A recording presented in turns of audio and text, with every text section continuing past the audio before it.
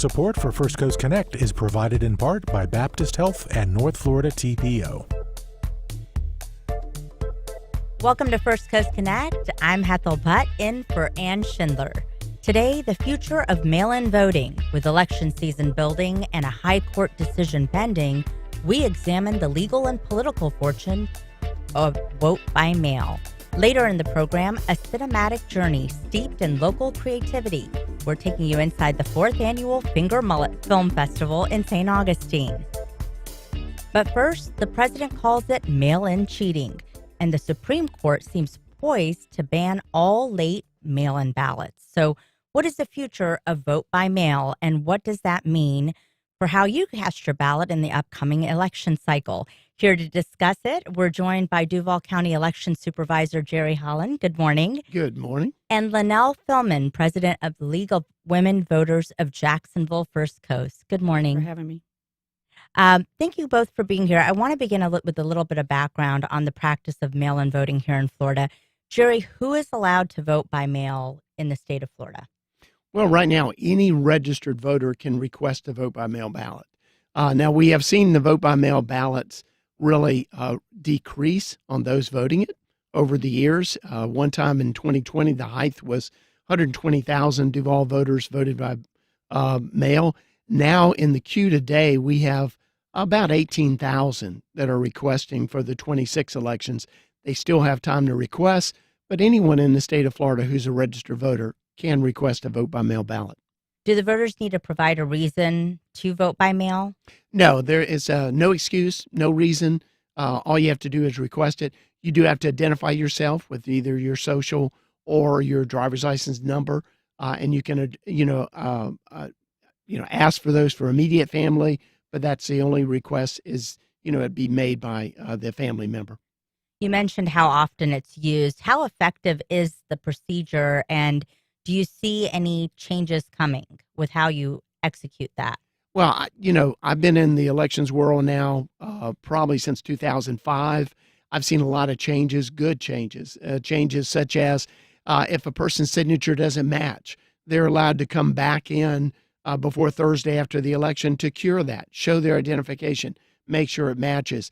They get notified whether or not their ballot is being accepted or not, and they can follow that online. So there's a lot of good changes that made. There's some changes that makes it a little more difficult in a sense that the voter has to renew their request. Years ago, a person could just say, sign me up for vote by mail, and for eternity until they passed away, they'd get vote by mail. Now, December 31st of every even year, their request expires and they have to request again. And that's why a lot of the requests drop off. Why did they do that? Why did they make the changes? And has that created any confusion? I know your office has been trying to stay on top of that. Well, it has made some changes in a sense that voters aren't aware of it, and we have to educate them. We just sent out an email and telephone blast to everyone who voted by mail in 24 but hadn't renewed. And we got 7,000 people within a week to update that. The reason for doing that was they felt like people stayed on there and sometimes they were still on the rolls, and a potential stolen identity could take their ballot. And so they wanted to make sure that people weren't getting ballots that were no longer here but hadn't been removed from the rolls. So again, I think the legislature was looking from a policy standpoint of trying to make it more secure. But again, we follow the policy. We don't make the policy. When do the ballots have to be turned in here in the state of Florida? In the state of Florida, we have to have the ballot in our hands at 7 o'clock on election night. So now the exception to that is our overseas military has an additional 10 days to come in. But everything else, it's not a matter of a postmark. It's a matter of being in our hands physically at 7 o'clock on election night. And you mentioned sending out the notifications. Do you feel that a lot of people are responding to those? Do you think people are missing the fact that they may not be registered to vote or for a mail-in ballot? Well, I think they definitely forget about renewing it. That's why we saw 7,000 people within 5 days sign back up after we sent them a notice. We will continue to do that all the way up until, the August primary to make sure people who want to vote by mail have that opportunity. we're not out there trying to say, please vote by mail. We're just out there making sure those who want to vote by mail have that opportunity and they don't get to the last minute and realize they haven't made their request. And it's important to note that that message actually warns people about fraud and scam messages, but that itself is a legitimate reminder to people because people do get a lot of those kind of voter registration emails that are not real. How do you kind of help people differentiate that? Well, we try to always put on our website what exactly we're sending out. We try to, anytime we do a phone call or message, it's myself making the call. It's identifying myself as the supervisor of elections. It's also giving them the opportunity to call and verify. You know, so many fraud attempts by things that are fraudulent, pretending to be IRS or the police department or something like that. They always tell you, call the agency that is making the request. That's how you can verify. That's why we give our number and ask them to please call and verify. How do you prefer to cast your ballot? Join the conversation on air by calling 904-549-2937 or go to firstcoastconnect.org to find all the ways you can connect with us. I want to talk a little bit about the Supreme Court case heard this month that could have significant implications for voters who plan to vote by mail in November. The case is Watson versus Republican National Committee, and it involves a challenge to a Mississippi statute. It allows that ballots that are postmarked by Election Day but received up to 5 days later to still be counted. The same rule is currently allowed in 13 other states and Washington, D.C., having varying grace periods for mail-in ballots, and justices need to decide whether federal law sets a single election day that requires both ballots be cast and received by officials. And if Mississippi violates that law, and obviously there's already been a lot of discourse among the justices disagreeing on that. Jerry, if the Supreme Court does ban accepting late mail-in ballots, how would that impact voters here since the decision would come down in June, just months before the midterms? Well, again, in Florida, it has to be in what they're talking about. In some of the states, they look at a postmark. And for example, we pay for the postage of vote-by-mail ballots coming back into Duval County. In doing so, when it's paid for by the sender, there is no postmark. So really, I'm glad we don't use a postmark to validate a ballot coming back in. It's just a matter of it being in our hands. So the effect of saying we're not going to allow any late ballots coming back in, again, will not impact us unless they apply it to the military, which I don't know if they're going to make that exception or not. And Lanelle, the League of Women Voters advocates to expand voter access, supporting measures like automatic voter registration, extended polling hours, eliminating ID requirements, and allowing early and mail-in voting. What concerns do you have about this case?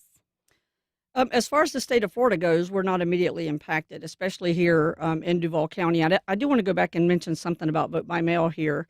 We're very fortunate in Duval, not just Duval, Northeast Florida. We have some great supervisors of elections, but we have these secure intake stations, or what a lot of people know to be a drop box, at all of our early voting sites as well as at the supervisors of elections location, so that our vote by mail ballots can actually be dropped off in person. And so anybody who might have some reservations about the U.S. Postal Service or postmarks or anything else, we actually have the option to deliver those in person.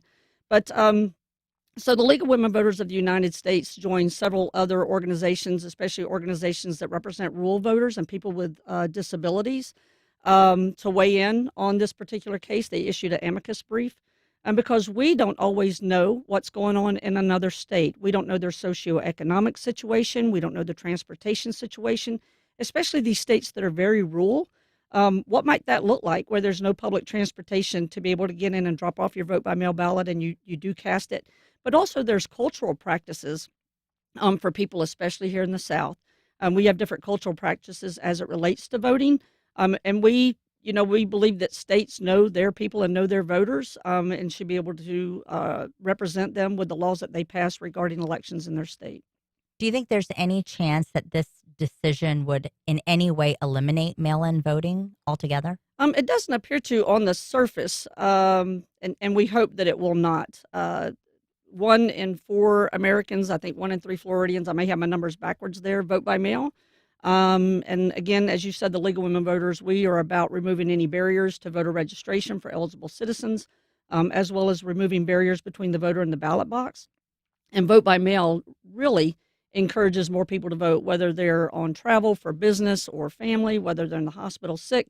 And I just remind everybody that we hold elections during hurricane season here in the great state of Florida. But also it can be very hot and very humid.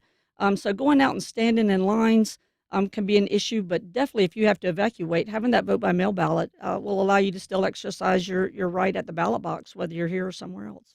And just to give people a little bit of context, mail-in voting started during the Civil War. In 1978, California became the first state to allow voters to apply for absentee ballots without an excuse. President Trump claims this form of practice is rife with fraud. Jerry, is there any evidence that there is a lot of fraud when it comes to this type of voting? Not in the state of Florida, mainly because one is we keep our voter rolls very up to date and clean. Where we see fraud is someone using someone's ballot that is unaware of it, or they're no longer a voter or have moved.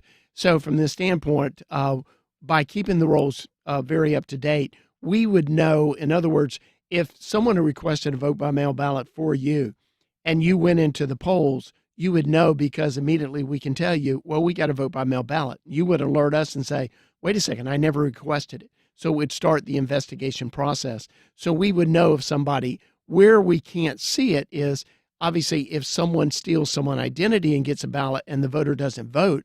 Now the way we verify that that ballot is the intended person is by the signature. So from that standpoint, we verify, all our employees have to go through signature verification courses, look at that signature, and we will reject a ballot if the signature doesn't match. And we will turn around and notify the voter, therefore, that ballot didn't count. Now, if that voter never voted it, that's the first response we get. So it starts the process. We have not seen any in the last, I'd say at least 3 elections that I've been a part of, that we have seen anyone reported that someone voted for them or someone voted a ballot. So we haven't seen any cases of it in Duval County. Well, that's good news. Lanelle, the White House says Trump's main concern is with states using universal mail-in voting. And what does this mean? And what is the president's problem with that procedure? I'll defer this to you to make sure that I'm not getting this wrong. But when they mention universal, that means that everyone automatically receives a vote by mail ballot, whether you request one or not. And that's not a practice that we have here in the state of Florida. No, I think in Oregon they used to do that. I'm not sure they still do that. But there was an attempt one time, I think in 2020, one of the supervisors in the Tampa area sent out, vote by mail or, to multiple people that hadn't requested, but just to make sure they all had an opportunity during COVID. So again, universal is everybody gets the ballot whether you request it or not. That, from that potential is somebody may be getting a ballot that didn't intend to vote and someone may vote for them. So that could have a situation where it would be more opportunity for fraud. Now, despite President Trump's criticism of the practice, last week he voted by mail in Florida's House District 87 special election, which includes his Mar-a-Lago estate in Palm Beach. Democrat Emily Gregory won the race, flipping the district, and Trump won by 17 points in 2024. Here's what he told a reporter who asked him why he decided to vote by mail. You know what? Because I'm president of the United States, and because of the fact that I'm president of the United States, I did a mail-in ballot for elections that took place in Florida, because I felt I should be here instead of being in the beautiful sunshine taking. But you were in Palm Beach, sir, the last few weekends. That's right, and I decided that I was going to vote by mail-in ballot because I couldn't be there, because I had a lot of different things. But we have exceptions for mail-in ballots. You do know that, right? What are your thoughts on that, Lanelle? I'm excited for him. I am so thankful that here in the great state of Florida that we have vote by mail, no excuse vote by mail. And whether the president was right down the street golfing in the local area or whether he was in Washington, D.C. or overseas, the fact that he exercised his right to vote and did it via vote by mail, we're very excited for him, and we're thankful that we have that option here in Florida. And how about you, Jerry? Well, obviously, like he said, he probably likes to vote Election Day if he's there. Could he have taken advantage of early voting? Yes, but, he wanted the option to make sure that he got to vote, and so he took advantage of vote by mail. That's what we encourage people to do. There's 3 ways you can go vote. vote by mail, early voting, or election day. To us as supervisors, doesn't matter which one you pick. We just want you to pick one of them. All right, we're talking to Duval County Supervisor of Elections Jerry Holland and President of the League of Women Voters Jacksonville chapter, Lanelle Phillmon. If you have questions about mail-in ballots or anything election related, join our conversation on air by calling 904-549-2937 or go to firstcoastconnect.org to find all the ways you can connect with us. Now, President Trump has called on GOP lawmakers to ban no excuse absentee voting. It's actually part of a proposed amendment to the Safeguard American Voter Eligibility or Save America Act that Congress is trying to pass. It would actually prohibit mail-in voting except in limited cases involving illness, travel, disability, and military service. Lanelle, why do you think this issue of mail-in voting has increasingly become partisan? And what are you hearing from voters when you interact with them? I would not actually be able to speak to why it's become so partisan. I think it's very unfortunate that it has, though, because we see that our Republican voters are using vote by mail just as the Democrats are. And definitely we have a large number of MPAs here in Florida, and they're using that as their way to vote. But it's just very unfortunate to see this because, again, the League of Women Voters believes that we want everyone who's eligible to register to vote to be registered without barriers and to be able to cast the vote without barriers. And restricting or making excuses for why someone can exercise vote by mail to us is just another added barrier. And it impacts, again, people who may have issues with transportation, low-income families, definitely people who work. This is a working state. Having to have people take time off from work to be able to go vote. Childcare can be an issue. It can be a number of things. But we just want people to have unencumbered access to the ballot box. And we do hope that common sense will prevail here. And instead of creating more reasons or more barriers to voting, we hope that our elected representatives will recognize the fact that we do want all American citizens to be able to exercise their right to vote. All right, let's go to our callers now. We have Cheryl from the Beaches. Good morning, Cheryl. Good morning. I had read that the state of Florida changed the way it issues driver's license numbers and that was causing some people to have to re-register to vote. Can you explain that, or anybody have any information? Jerry? Yes, I'd be glad to. Yes, when you renew your driver's license or you replace your driver's license, you will get a new number. The way you know you have gotten a new number is this. If you have the old number, there's a 2-digit number in your driver's license number. That number, if it represents the last two numbers of your birth year, you have the old driver's license. When you get a new one, you'll notice that now will be a random number and not your birth year. And so what we have to have is you don't have to re-register, but we want that information for 2 reasons.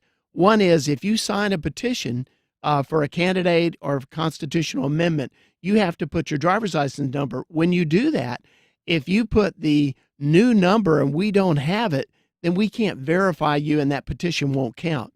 So what we ask and what they will ask you at the driver's license location is, do you want to update your voter registration? A lot of times people don't realize you're updating not just whether it be address or name or party, but you're updating also when they request that, your driver's license number.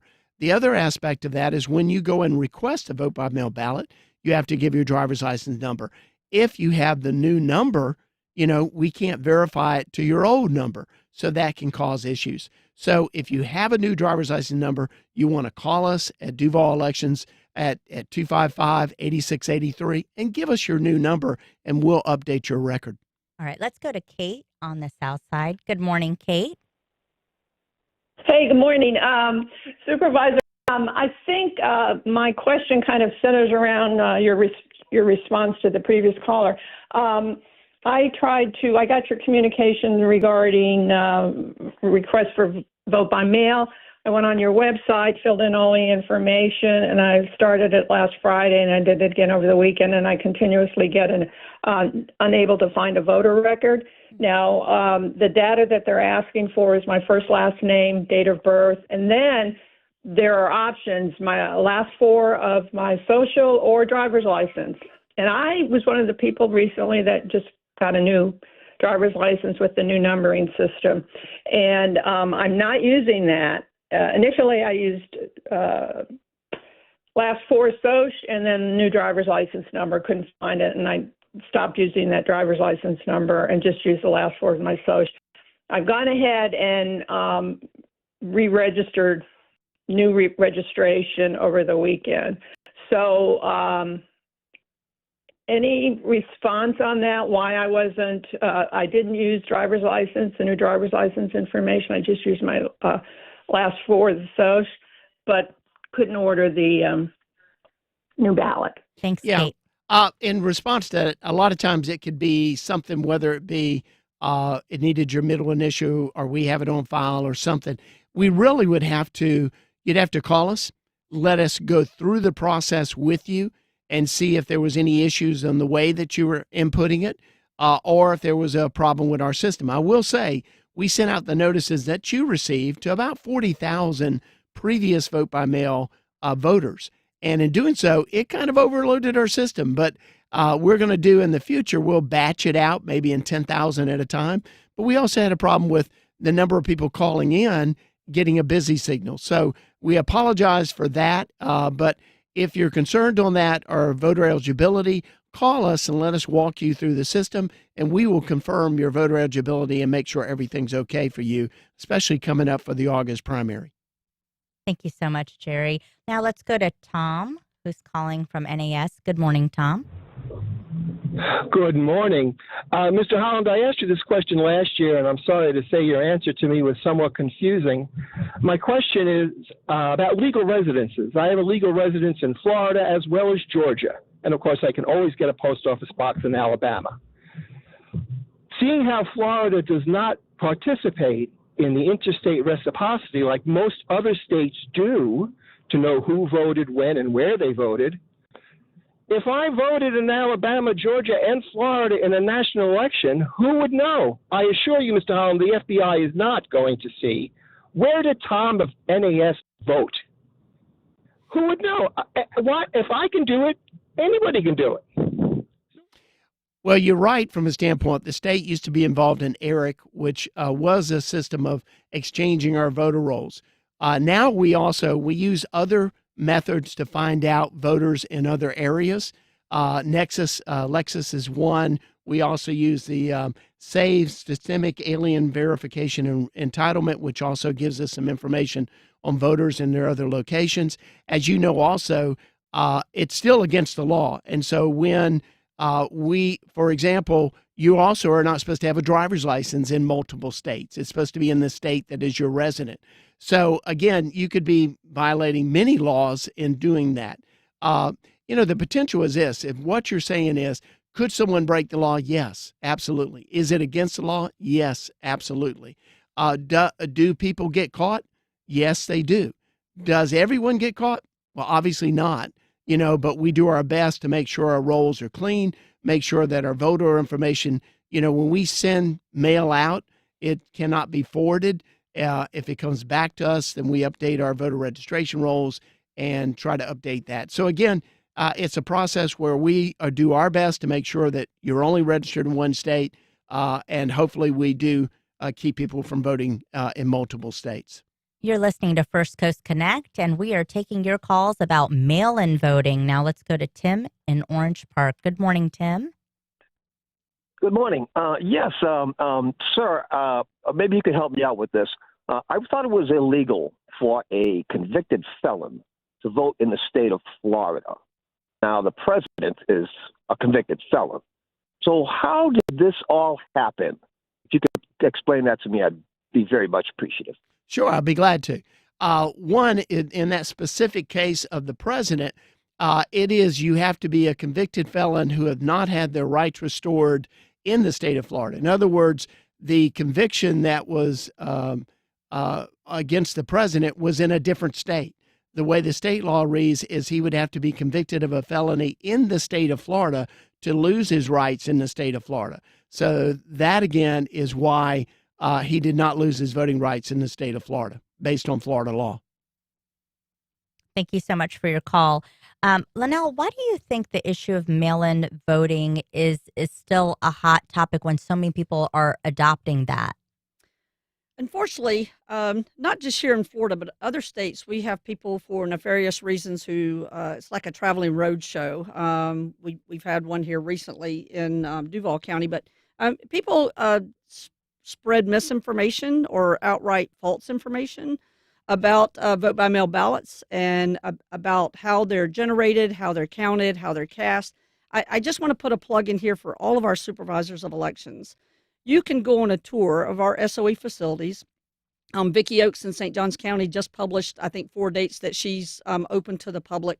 But please know, as you get closer to elections, they're less likely to do tours because they have to get ready for the elections. But they will actually take you on a tour and show you exactly how they put together the vote by mail envelope that goes out, how every ballot is accounted for. And then when it comes back in, how they account for the ballot and as well as validating the signature.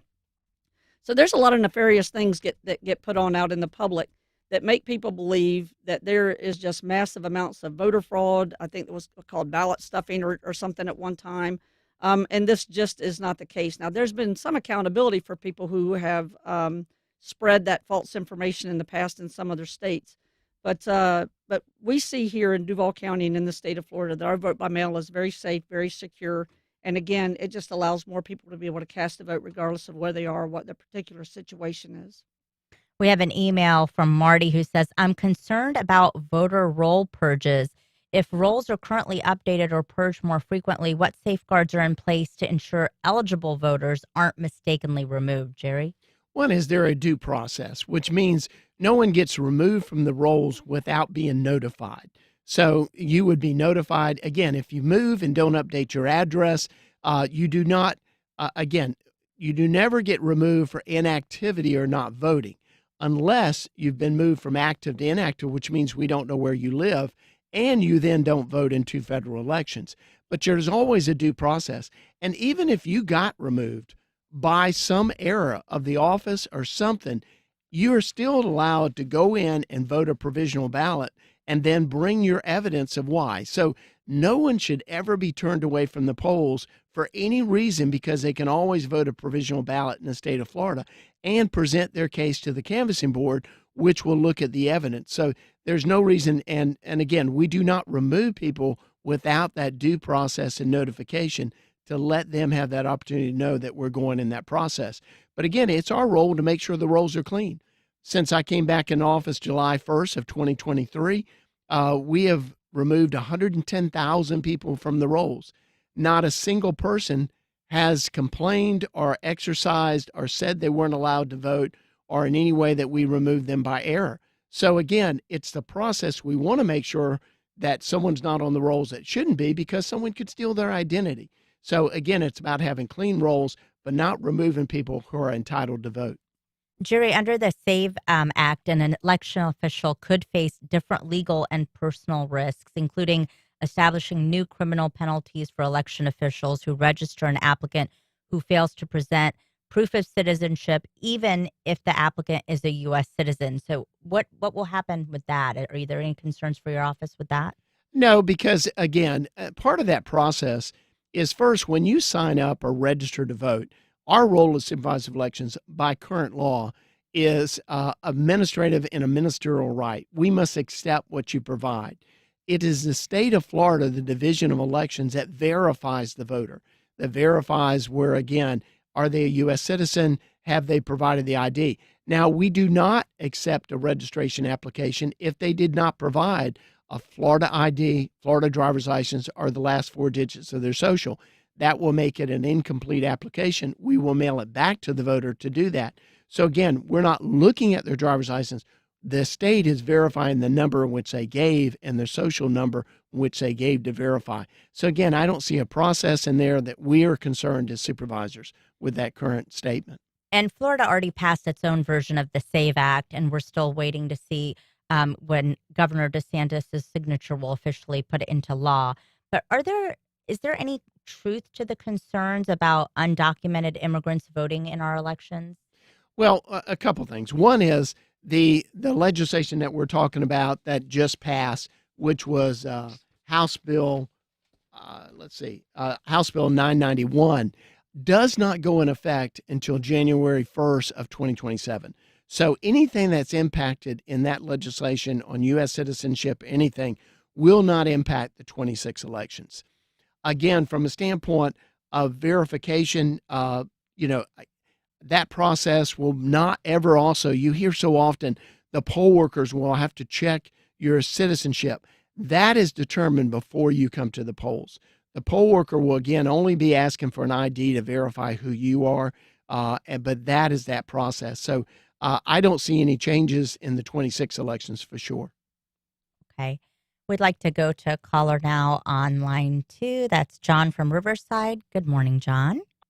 Good morning. I just wanted to say anybody that has any concerns about the security of our elections should put in an application to be a temporary worker in one of the election cycles.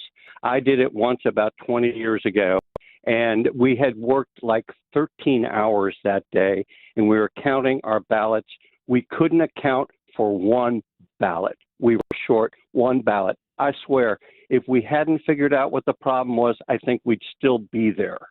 And it turned out to be a simple error. We were counting the number of tickets that we had left in books of 25. Somebody counted 13 tickets, and they wrote down 12. And they did that over and over again. And we didn't find it till we switched to – anyway, we finally figured it out. But if you work for the Supervisor of Elections, you'll believe in our election system.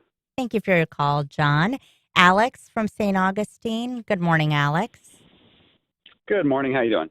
Great. Okay. I just had a quick question regarding mismatched signatures. When the gentleman earlier said that the individual would be notified that their signature did not match the ballot to the registration, he said that how do they let the individual know? Is it by a phone call? Do they mail? Or is it just on some sort of database and the onus is on the individual to find out if the signature did not match? Good question. And I'm Jerry Holland, Duval County Supervisor of Elections. But you can always talk to Vicki Oakes also in St. Johns County. But the way we know it is on a vote by mail ballot, it will ask you to put down your email address or telephone number. And so if you put one or both of those, we will use that to reach out to you.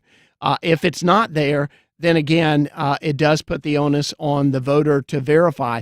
But you can go on any supervisor's website and it will show you whether or not your vote by mail ballot has been accepted and counted.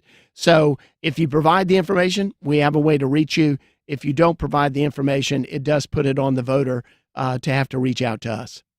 And Lanelle, let me ask you this. How can people get involved with the League of Women Voters? Tell them a little bit about what you do and how they get involved. So I do want to go back to one thing, John, and I will come back to the League of Women Voters, but John, if you were an election worker 20 years ago and you're able to come back and join us, I hope that you will. And also, I'm a United States Navy veteran, and I know Mr. Holland is actively recruiting veterans to come out and be election workers. So please come out and join us, and it does help dispel some of the misinformation. The League of Women Voters, so we're a nonpartisan political organization. We've been around for 106 years. We actually are born out of abolitionist work and suffrage. Just 6 months before the 19th Amendment was ratified, putting women in the Constitution and giving us the right to vote with our male counterparts. It's as easy as going to here, lwvfl.org is the state website, and then you can find us and join a local league. The bread and butter of us really is voter registration. We want to make sure that anyone and everyone who is eligible to register to vote can do that. We use registertovoteflorida.gov very frequently nowadays. That allows people to do online voter registration no matter where you are. At home, 3 o'clock in the morning in your jammies, at an event that you find us at. We have QR codes that'll bring you to the league. But we do a lot of advocacy on behalf of the Florida citizen to be able to have unencumbered access to the ballot box. And Jerry, tell us a little bit about the upcoming election. Yes, obviously the primary's coming up August 18th.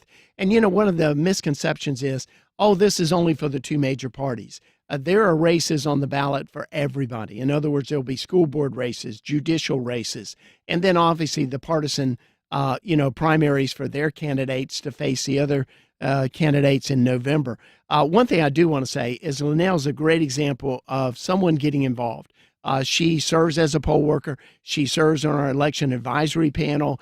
We try in our elections office to make sure we've got a diverse set of poll workers.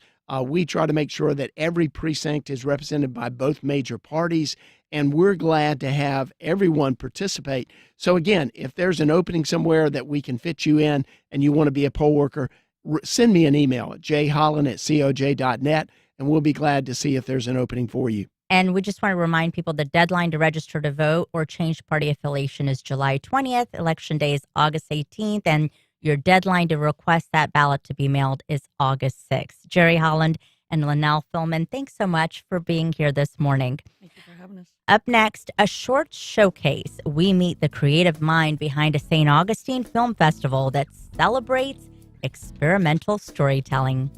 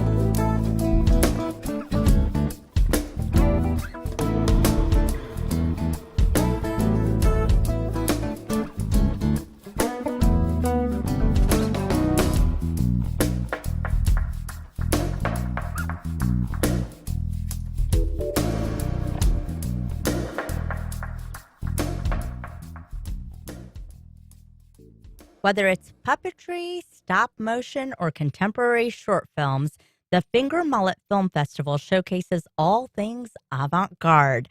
Here to tell us about how you can get involved is the founder of the event, Patrick Moser, an award-winning filmmaker and a Kennan Distinguished Professor of Art at Flagler College. We're also joined by Julie Dickover, the director of Crisp-Ellert Art Museum. Thank you both for being here this morning. Thanks for having us. Thanks for having us.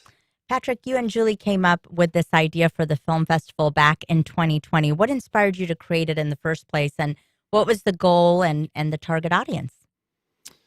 Wow, that's a lot. The festival is kind of a combination of things. We were just out there talking about it, and the truth is it's kind of an evolving event that's full of wonderful pieces. Part of it is my work in experimental film. I teach a video art class at Flagler College, and my students will show some work in the festival. Part of it is a curated block of artists. The great thing about video and experimental film is we can get work from all over the world, and bring it to our students. But the main driver really of the festival is the work I do with the Boys and Girls Club in St. Augustine. That's the Players Club, and I'm fortunate to be an endowed professor, which is kind of an academic stream. I have a little bit of money that I get to use, and about 7 years ago, I decided to kind of build a relationship with the Boys and Girls Club and establish kind of a studio practice with the teens at the Boys and Girls Club. And thanks to Coach Penn and so many of the great people that work over there, we have the kids come over to campus and we make work and we make movies. And the real idea is to empower them and show that work in the museum alongside artists from all over the world. Julie, I have to ask you, what exactly is a finger mullet? Okay, so this actually, Patrick came up with the title because he is a fisherman, right? That is true. Part of the thing. I like to fish. Yeah, you like to fish. So finger mullet, their baby mullet, bait fish, right? So That's correct. they move in groups, and we're, the film festival is like a collection of short films, right? Experimental films. So that's sort of the connection. Everything eats them. Everything ev- likes Finger Mullet. Yeah. So that's where that Like a came little from. of something for everyone. Yes. Yes, that was the idea. Precisely. Yeah. Now, why did you want to make a local home for screening short contemporary and foreign films? We You like know, to have fun. I think we kind of do it. We kind of do it for ourselves to a certain extent. Honestly, when I first was awarded the Keenan, I started to bring in academics and artists, and it was wonderful. We had some wonderful people: Michael Ray Charles, Stephen Asma. But I just felt like maybe I could do more with this money, and I'm a studio artist, and I also selfishly just wanted to be in the studio working with kids, and so What is that? What's that like working with these kids? oh my gosh. Well, I love to teach. I've been teaching for, oh man, it's too long to say, 26 years, 27 years at Flagler. And initially, I went in and I thought I was gonna introduce them to technology, and we were gonna make short films. And I think basically we just have a lot of fun, and we bring them onto campus, and it really, I think, helps Flagler College become a part of the larger community of St. Augustine in a way that's very valuable to my students, to my Flagler students. But it's really great. I mean, we just I don't really have a class plan, as you can see. We just kind of like operate, and whatever they want to do, I try to empower them to do it, and I just think it's so important for young artists to be validated and to be affirmed. And if you come to the festival, you'll see The Closet Monster Part 2, Yeah. which is a work that extends the premise from the first hit film, The Closet Monster.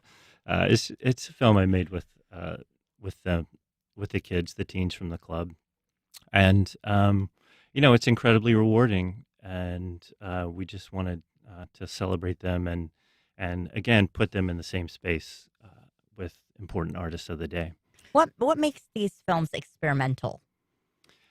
It's a vague term, experimental. I think in general, they're not commercially viable. Or let's say they might use time in a way that kind of refuses normal narratives and refuses normal kind of entertaining payoffs that are wonderful. I'm not an elitist in any way. I will go to the Ryan Gosling film and cry like everybody else. But there is a space for artists who are thinking about time and maybe thinking about how to explore it in different kinds of ways. Julie, this is a one-day festival. Give us a little quick rundown of what's planned. Okay, so there's 3 different blocks. The first is the student block. So Closet Monster 2 is sort of the linchpin of this block, but we are including probably 20 very short films by K through 8 students who made stop motion animation from MakeSpace. And the event, just to give everybody the info, is Friday, April 10th from 5 p.m. to 10 p.m. at the Crisp-Ellert Art Museum in St. Augustine. The event is free and open to the public, and we'll have more information on our website. Patrick Moser and Julie Dickover, thanks so much for joining us. Carol Hogan Law. I'm Wayne Hogan. Accidents can happen when you least expect it. For decades, our attorneys have dug out the facts to help juries decide who's at fault. More at CarolHoganLaw.com. AARP Florida and WJCT invite you to be scam savvy. Protect what matters. A free lunch and learn Wednesday, April 8th at WJCT Studios. Fraud prevention experts will help you learn how to outsmart today's scammers. Registration at WJCT.org/events. Jacksonville Today is investigative reporting that breaks news. Voter guides. Answers to your Ask Jax Today questions. Ideas for what to do this weekend. Local history spotlights, and a daily piece of uplifting news. We call it the little bit of joy. It's all in the free Jacksonville Today morning email. Sign up at jaxtoday.org. Artificial intelligence is everywhere, answering internet searches, writing emails, even making music. Most people, I think, kind of want the short-term advantage and don't look at the long-term disadvantage. Like, that's what's happened with social media. People gave up their privacy. People could have opted out, but most people didn't. I'm Deborah Becker. Is AI really making our lives better? And at what cost? That's on the next On Point. Today at 11, here on WJCT News 89.9. Is the Trump administration...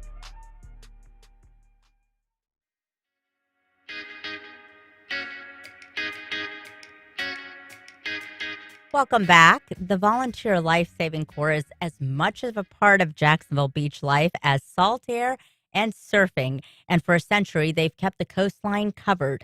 One group is working to ensure the tradition continues. Here to tell us more about it is Ryan Karish, captain of the Volunteer Life-Saving Corps. Good morning. Good morning. Tell us a little bit about the history of the Corps and how it got started. Yeah, so back in 1912, our organization got started. A local nurse happened to drown in Jack's Beach, and a group got together and said, we don't want to see that happen anymore. And so they formed the Life Saving Corps, and for 114 years, we've continued that tradition. How do people get involved, and how did you get involved in this? Well, I went to Fletcher High School. I played lacrosse, and when I got out of high school, I said, I want to stay active in the community. And so I found lifeguarding. I had some other friends that did it, and I thought it would be a fun opportunity. And I've stuck with it for 16 years now.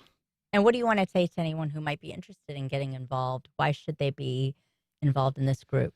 Yeah, there's really not a lot of opportunities like this volunteer organization where we train you to protect other people's lives. We actually have our summer recruit class starting May 3rd is our orientation at the lifeguard station at 12 o'clock. And then the following week, we start our full training. We'll meet at the Fletcher Pool, and it's a 12-week class every Sunday, but we teach everybody, first aid training, emergency response, everything that they would need to know. So we're really excited about the summer recruit class. And some pretty impressive stats over the last century: over 1,400 rescues, 1,800 assists, and 25,000 first aid cases. So is this something that's different at all from the beach ocean rescue? How is it different? Yeah, so we work in a partnership with Jacksonville Beach Ocean Rescue. They have some great lifeguards over there, but they work every day of the week. We come in and supplement them on Sundays and holidays, some of the busiest beaches or some of the busiest days on the beach. So they definitely appreciate our help, and we do all of our own training. We are very proud of, how we push our people to be the very best. So yeah, I think it's a great thing for people to get involved with. And we've actually started a new program. It's called Friends of the Corps. So think of it as Friends of the Library. So if you don't want to become a lifeguard, you can really support our mission through becoming a member. As simple as $25 a year to get started, all the way up to corporate memberships of $10,000. Do you have any memorable cases that kind of jump out at you? I have quite a few, over this time period. I remember one of my first days, I went out and saved a little girl. And from really the very beginning, helping people like that has made a great impact on my life. So, I couldn't really ask for a better organization to be part of. And again, if people want to get involved, May 3rd at 12 p.m. at Jack's Beach Lifeguard Station. There will be the first class May 10th at 9 a.m. at the Fletcher High Pool. And is there anything interesting that they do at the training that you think people really don't expect? Well, I would say that it's a way to really get disciplined. We use a military type structure. I'm the captain. We have our instructors, lieutenants, mates. We have that full structure. But really just wanting to come out and learn and be able to be on time, do what you're told, and we will make sure that you are fully trained and able to save someone's life. Is there anything that's changed over the years with how you guys operate, or as the beaches get busier and more people and more developed in those areas? Well, I will say that we do have some members who are on the forefront of drowning prevention. We have many doctors that are involved with our organization. So we're trying to make sure that we're always on the cutting edge of that. But our training is very similar to what it was a long time ago. Watch your water, be attentive, and when you see something, go and get people out of the water when they need it. It probably helps you stay in shape too. Oh yeah. So all of our guards, we take our training very seriously. I grew up as a surfer, so I'm more comfortable in the ocean sometimes than on land. Have you had any luck recruiting any people in the Yeah. community? Yeah. People tend to be very interested in becoming a member, and it's really just a time commitment. If they have time on Sundays and they want to do it, they do.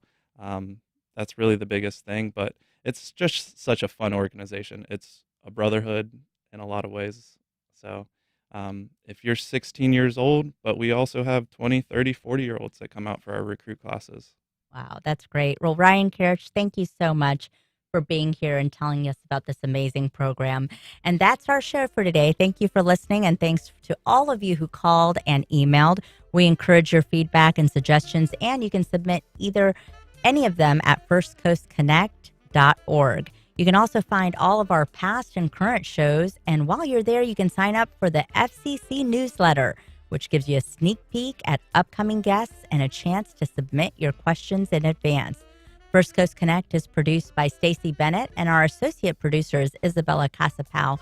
Our show is directed by Brady Curran, and our theme music is performed by Club de Belugas. Join us tomorrow when the best-selling author behind the Nikki Heat book series gives us a sneak peek of his upcoming masterclass. I'm Hethel Butt, and you've been listening to First Coast Connect on WJCT News 89.9.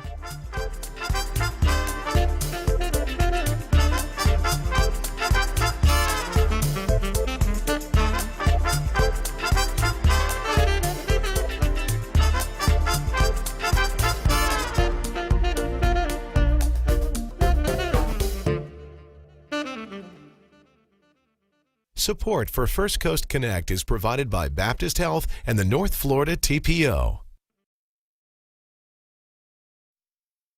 Baptist Health is a proud supporter of First Coast Connect. Baptist Health, committed to building a healthier community for all of us. More info at 202-4YOU or baptistjacks.com. The North Florida TPO is dedicated to transportation planning, funding, clean fuels, and new technologies for a vibrant, resilient, and connected region. More information available at northfloridatpo.com.